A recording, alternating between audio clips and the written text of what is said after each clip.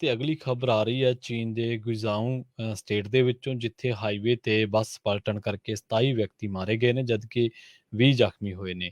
ਜਿਹੜੀ ਅਫੀਸ਼ੀਅਲ ਜਾਣਕਾਰੀ ਆ ਰਹੀ ਹੈ ਉਹਦੇ ਵਿੱਚ ਇਹ ਦੱਸਿਆ ਜਾ ਰਿਹਾ ਹੈ ਕਿ 47 ਜਾਣੇ ਇਸ ਬੱਸ ਦੇ ਵਿੱਚ ਸਵਾਰ ਸਨ ਤੇ ਹਾਦਸਾ ਸਾਂਡੂ ਸ਼ੂਈ ਖੁਦਮੁਖਤਿਆਰ ਕਾਉਂਟੀ ਦੇ ਵਿੱਚ ਵਾਪਰਿਆ। ਜ਼ਖਮੀਆਂ ਦਾ ਇਲਾਜ ਕੀਤਾ ਜਾ ਰਿਹਾ ਤੇ ਨਾਲ ਹੀ ਮੀਡੀਆ ਰਿਪੋਰਟਾਂ ਇਹ ਵੀ ਦਾਅਵਾ ਕਰ ਰਹੀਆਂ ਨੇ ਕਿ ਜਿਹੜੀ ਬੱਸ ਆ ਉਹ ਸਿਹਤ ਮਹਿਕਮੇ ਨਾਲ ਸੰਬੰਧਿਤ ਸੀ ਤੇ ਪੀੜਤਾਂ ਨੂੰ ਕੋਵਿਡ ਕਾਰਨਾਂ ਕਰਕੇ ਦੂਜੀ ਥਾਂ ਲਿਜਾਇਆ ਜਾ ਰਿਹਾ ਸੀ। ਹਾਦਸੇ ਦੇ ਬਾਰੇ ਜਿਹੜੇ ਹੋਰ ਵੇਰਵੇ ਆ ਉਹ ਉਹਨਾਂ ਦੀ ਉਡੀਕ ਕੀਤੀ ਜਾ ਰਹੀ ਹੈ ਤੇ ਹੰਗਾਮੀ ਹਾਲਾਤ ਦੇ ਨਾਲ ਸਿੱਝਣ ਦੇ ਲਈ ਜਿਹੜੀਆਂ ਰਾਹਤ ਟੀਮਾਂ ਉਹਨਾਂ ਨੂੰ ਰਵਾਨਾ ਕੀਤਾ ਗਿਆ।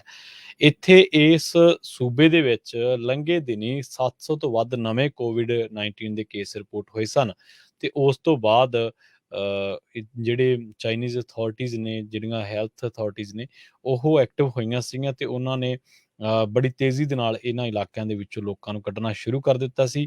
ਤੇ ਵੈਸੇ ਵੀ ਇੱਕ ਚਰਚਾ ਆਮ ਹੀ ਚੱਲਦੀ ਹੈ ਕਿ ਚੀਨ ਦੇ ਵਿੱਚ ਸੜਕ ਹਾਦਸੇ ਆਮ ਨੇ, ਕਿਉਂਕਿ ਲੋਕ ਟ੍ਰੈਫਿਕ ਨਿਯਮਾਂ ਦੀ ਅਕਸਰ ਉਲੰਘਣਾ ਕਰਦੇ ਰਹਿੰਦੇ ਨੇ। ਤੇ ਇਹ ਜਿਹੜਾ ਹਾਦਸਾ ਵਾਪਰਿਆ, ਇਸ ਹਾਦਸੇ ਦੇ ਵਿੱਚ ਬੱਸ ਪਲਟੀ ਹੈ ਤੇ 27 ਵਿਅਕਤੀ ਜਿਹੜੇ ਆ ਉਹ ਮਾਰੇ ਗਏ ਨੇ। ਤੇ ਅਗਲੀ ਖਬਰ ਆ ਰਹੀ ਹੈ ਚੀਨ ਦੇ ਗੁਇਜ਼ਾਊ ਸਟੇਟ ਦੇ ਵਿੱਚੋਂ, ਜਿੱਥੇ ਹਾਈਵੇ ਤੇ ਬੱਸ ਪਲਟਣ ਕਰਕੇ 27 ਵਿਅਕਤੀ ਮਾਰੇ ਗਏ ਨੇ, ਜਦਕਿ 20 ਜ਼ਖਮੀ ਹੋਏ ਨੇ। ਜਿਹੜੀ ਅਫੀਸ਼ੀਅਲ ਜਾਣਕਾਰੀ ਆ ਰਹੀ ਹੈ ਉਹਦੇ ਵਿੱਚ ਇਹ ਦੱਸਿਆ ਜਾ ਰਿਹਾ ਹੈ ਕਿ 47 ਜਾਣੇ ਇਸ ਬੱਸ ਦੇ ਵਿੱਚ ਸਵਾਰ ਸਨ ਤੇ ਹਾਦਸਾ ਸਾਂਡੂ ਸ਼ੂਈ ਖੁਦਮੁਖਤਿਆਰ ਕਾਉਂਟੀ ਦੇ ਵਿੱਚ ਵਾਪਰਿਆ। ਜ਼ਖਮੀਆਂ ਦਾ ਇਲਾਜ ਕੀਤਾ ਜਾ ਰਿਹਾ ਤੇ ਨਾਲ ਹੀ ਮੀਡੀਆ ਰਿਪੋਰਟਾਂ ਇਹ ਵੀ ਦਾਅਵਾ ਕਰ ਰਹੀਆਂ ਨੇ ਕਿ ਜਿਹੜੀ ਬੱਸ ਆ ਉਹ ਸਿਹਤ ਮਹਿਕਮੇ ਨਾਲ ਸੰਬੰਧਿਤ ਸੀ ਤੇ ਪੀੜਤਾਂ ਨੂੰ ਕੋਵਿਡ ਕਾਰਨਾਂ ਕਰਕੇ ਦੂਜੀ ਥਾਂ ਲਿਜਾਇਆ ਜਾ ਰਿਹਾ ਸੀ। ਹਾਦਸੇ ਦੇ ਬਾਰੇ ਜਿਹੜੇ ਹੋਰ ਵੇਰਵੇ ਆ ਉਹ ਉਹਨਾਂ ਦੀ ਉਡੀਕ ਕੀਤੀ ਜਾ ਰਹੀ ਹੈ ਤੇ ਹੰਗਾਮੀ ਹਾਲਾਤ ਦੇ ਨਾਲ ਸਿੱਝਣ ਦੇ ਲਈ ਜਿਹੜੀਆਂ ਰਾਹਤ ਟੀਮਾਂ ਉਹਨਾਂ ਨੂੰ ਰਵਾਨਾ ਕੀਤਾ ਗਿਆ।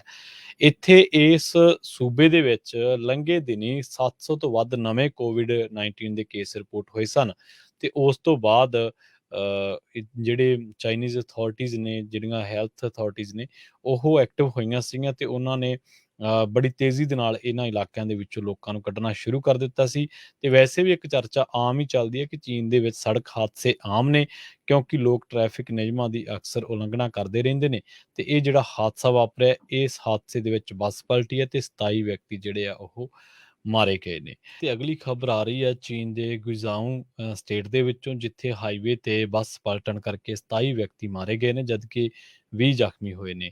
ਜਿਹੜੀ ਅਫੀਸ਼ੀਅਲ ਜਾਣਕਾਰੀ ਆ ਰਹੀ ਹੈ ਉਹਦੇ ਵਿੱਚ ਇਹ ਦੱਸਿਆ ਜਾ ਰਿਹਾ ਹੈ ਕਿ 47 ਜਾਣੇ ਇਸ ਬੱਸ ਦੇ ਵਿੱਚ ਸਵਾਰ ਸਨ ਤੇ ਹਾਦਸਾ ਸਾਂਡੂ ਸ਼ੂਈ ਖੁਦਮੁਖਤਿਆਰ ਕਾਉਂਟੀ ਦੇ ਵਿੱਚ ਵਾਪਰਿਆ। ਜ਼ਖਮੀਆਂ ਦਾ ਇਲਾਜ ਕੀਤਾ ਜਾ ਰਿਹਾ ਤੇ ਨਾਲ ਹੀ ਮੀਡੀਆ ਰਿਪੋਰਟਾਂ ਇਹ ਵੀ ਦਾਅਵਾ ਕਰ ਰਹੀਆਂ ਨੇ ਕਿ ਜਿਹੜੀ ਬੱਸ ਆ ਉਹ ਸਿਹਤ ਮਹਿਕਮੇ ਨਾਲ ਸੰਬੰਧਿਤ ਸੀ ਤੇ ਪੀੜਤਾਂ ਨੂੰ ਕੋਵਿਡ ਕਾਰਨਾਂ ਕਰਕੇ ਦੂਜੀ ਥਾਂ ਲਿਜਾਇਆ ਜਾ ਰਿਹਾ ਸੀ। ਹਾਦਸੇ ਦੇ ਬਾਰੇ ਜਿਹੜੇ ਹੋਰ ਵੇਰਵੇ ਆ ਉਹ ਉਹਨਾਂ ਦੀ ਉਡੀਕ ਕੀਤੀ ਜਾ ਰਹੀ ਹੈ ਤੇ ਹੰਗਾਮੀ ਹਾਲਾਤ ਦੇ ਨਾਲ ਸਿੱਝਣ ਦੇ ਲਈ ਜਿਹੜੀਆਂ ਰਾਹਤ ਟੀਮਾਂ ਉਹਨਾਂ ਨੂੰ ਰਵਾਨਾ ਕੀਤਾ ਗਿਆ। ਇੱਥੇ ਇਸ ਸੂਬੇ ਦੇ ਵਿੱਚ ਲੰਘੇ ਦਿਨੀ 700 ਤੋਂ ਵੱਧ ਨਵੇਂ ਕੋਵਿਡ-19 ਦੇ ਕੇਸ ਰਿਪੋਰਟ ਹੋਏ ਸਨ ਤੇ ਉਸ ਤੋਂ ਬਾਅਦ ਜਿਹੜੇ ਚਾਈਨੀਜ਼ ਅਥਾਰਟੀਜ਼ ਨੇ, ਜਿਹੜੀਆਂ ਹੈਲਥ ਅਥਾਰਟੀਜ਼ ਨੇ, ਉਹ ਐਕਟਿਵ ਹੋਈਆਂ ਸੀਗੀਆਂ ਤੇ ਉਹਨਾਂ ਨੇ ਬੜੀ ਤੇਜ਼ੀ ਦੇ ਨਾਲ ਇਹਨਾਂ ਇਲਾਕਿਆਂ ਦੇ ਵਿੱਚੋਂ ਲੋਕਾਂ ਨੂੰ ਕੱਢਣਾ ਸ਼ੁਰੂ ਕਰ ਦਿੱਤਾ ਸੀ। ਤੇ ਵੈਸੇ ਵੀ ਇੱਕ ਚਰਚਾ ਆਮ ਹੀ ਚੱਲਦੀ ਹੈ ਕਿ ਚੀਨ ਦੇ ਵਿੱਚ ਸੜਕ ਹਾਦਸੇ ਆਮ ਨੇ, ਕਿਉਂਕਿ ਲੋਕ ਟ੍ਰੈਫਿਕ ਨਿਯਮਾਂ ਦੀ ਅਕਸਰ ਉਲੰਘਣਾ ਕਰਦੇ ਰਹਿੰਦੇ ਨੇ।